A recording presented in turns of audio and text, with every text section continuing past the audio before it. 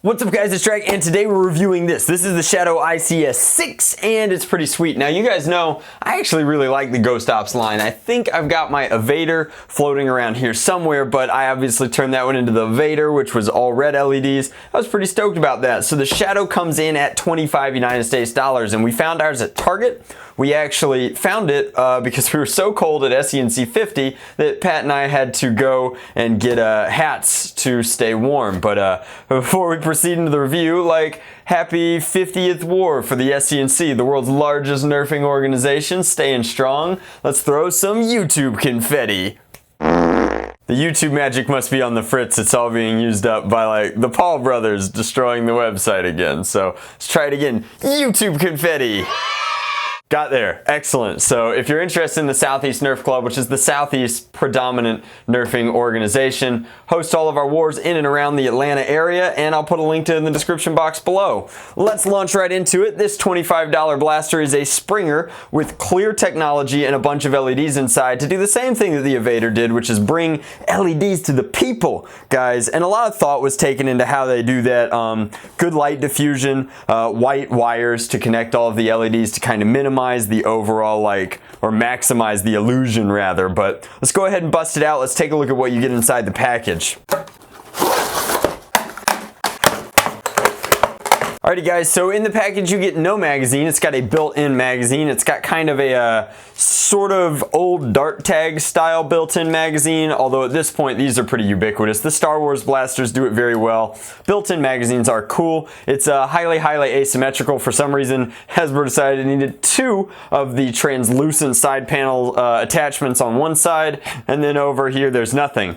Gee, I wonder if that's because they had to put all of this disclaimer text on the blaster. Now, interestingly enough, the blaster does come with batteries despite being a Springer, so that it has that effect. The batteries come pre-installed and they're Duracells, so hats off to Hasbro for getting that name brand promotion up in there. So everybody gets batteries, which means it will light up at least a little bit, although it does have a try me function in the box. So if you bought it off the shelf, test it, see which LEDs are brightest, buy the best batteries. Somebody's going to have been in there really working it on the shelf, and you don't want one that's completely burned out. It would be a shame to have to replace those, but it's an easy replacement. Now, as for the blaster itself, it's coming with one of these clear attachments, and it's different than the one that came with the Evader. I actually like it more, believe it or not, and it's doing the same sort of smart switch technology where there are two bulbs up in the muzzle, which is really clever. It's barely, you barely fit them in there, and they're only on when that thing,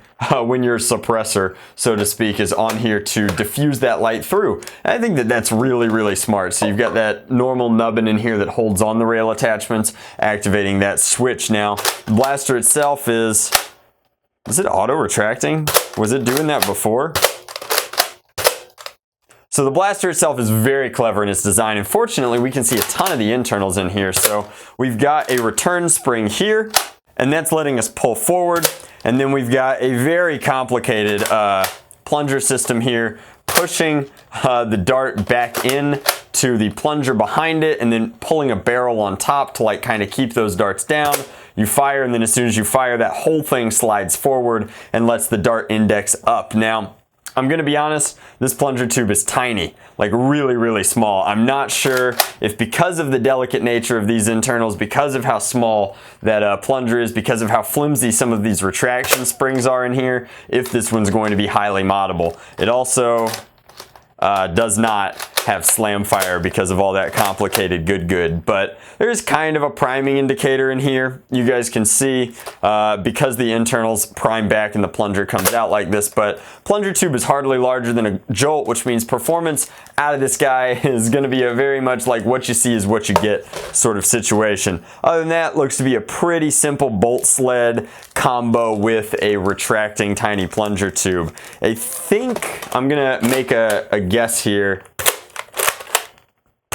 It is direct plunger, it's not reverse plunger, so it's not a huge step backwards, but to have innovation in the same space, you're gonna have to make some condolences, and in this case, I think it's gonna be in the form of plunger tube volume and power. So unfortunately, again, Hasbro's kind of cheaping out on us. You get 6 of these white darts, which is enough to load the blaster almost entirely once, as I think that you could sneak an extra one in if you did it right. But it is important to note that while you've got these sweet, sweet green LEDs giving this a ghastly glow, there A, are no UV LEDs in here, and B, these are not glow-in-the-dark darts, so they're not gonna illuminate your ammo, so to speak. Now, the overall feed lips and sled in here are actually quite good. And you can see that's maximum compression of what's essentially a built-in 6 clip. Plenty of rails all over this guy, 2 on the side like I mentioned before, 1 underneath and then 1 at the bottom of the handguard. But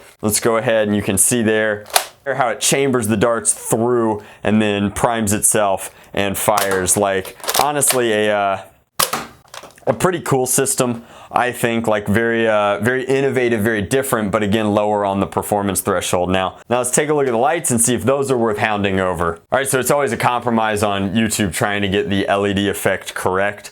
So we do have 1 flood lamp over there. Hopefully that means it's darker over here than it is over here, but we're gonna go ahead and light it up. The rev trigger is the lights. It doesn't do any revving, obviously, but that is the light source on this blaster. And you can see we have 1, 2, 3, 4 LEDs plus 2 more up in the front for when you attach this on, those snap into place. And so you get good glow dispersal. Again, the white wires and the clear tubes being the diffusing element throughout the blaster really exacerbate that effect. I saw a sick crackle paint job on I think an Evader, which really showcased this tech and made it look ultra mega levels of cool. Now, I think it's funny that Hasbro suffers from the same thing modders do, where all of their light is on this side of the blaster, and hilariously, like, that is it's what they do, right? It's the one side of the blaster that showcases in the box and looks really good. This side of the blaster, since it's the part that clamshells off, does not have the tubing going over it. So the lights look significantly better on this side, I think, but so does the paint, because there is paint, and the deco. Overall, a nice effect. And we're getting pretty standard, like, Jolt-esque elite performance out of this, but we won't know whether or not that performance is actually up to par until we take it out and do a full chronograph test for you. Let's go ahead and take our Ghost into the light. Alright guys, so we're outside with the Nerf Shadow ICS, and I'm not expecting a ton out of this. I am expecting, like, reasonable pop from this small plunger tube. After all, if the Talon Strike can get 70 FPS, I think that this should be able to manage. It's probably very similar internals, truth be told, with the auto retracting mechanism and the itty bitty plunger tube. But we'll go ahead and pop this off in the spirit of fair play, and we'll put a few over the chronograph for you. So 61, off to a great start. 60, 63, and 61. So low 60s, I would be comfortable saying about 60. And that tells us pretty much exactly what we thought, which is that it's hitting about as hard as I think that it could, but it's not hitting as hard as your average elite blaster. Just to kind of drive the point home, here's 2 AccuStrike darts in the chamber, and we'll fire it down range. Wow, that's egregious. All right, so very poor shots for range. This is why FPS is just like a really terrible way to measure blasters. I know that people are like, FPS is so great because hashtag numbers, but like, these aren't breaking the fence. I'm standing about 15 feet away, 17 feet away from the fence as of right now.